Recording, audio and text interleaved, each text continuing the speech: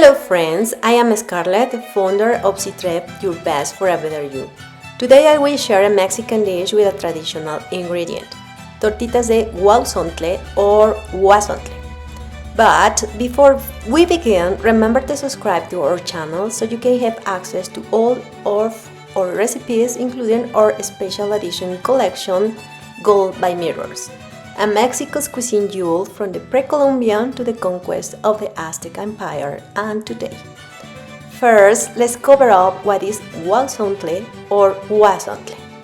Traveling to Mexico, or better yet, Tlaxcala, where HUAUZONTLE is a traditional ingredient used in meals during the season of Lent that we call Quaresma, it is a short seasonal ingredient and is most famously prepared in tortitas de HUAUZONTLE, a dish where the plants push and steams are boiled, drained, battered and fried, filled with cheese, and then bathed in various kinds of sauces ranging from the green salsa to a spicy dried chili sauce.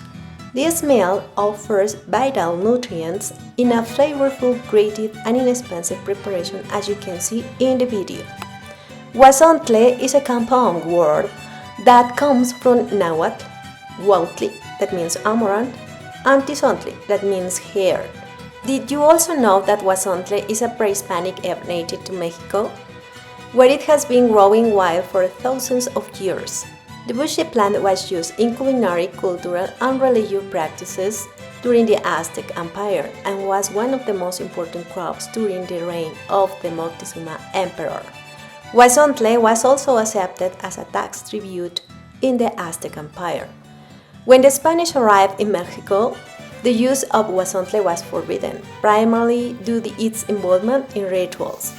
The once common herb was deeply suppressed, removed from local markets and fields, and essentially remained hidden.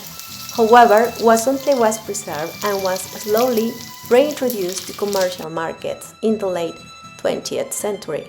Today, HUAUZONTLE can be found through farmers' markets, specialty grocers, and online retailers in Mexico, the United States, and Canada.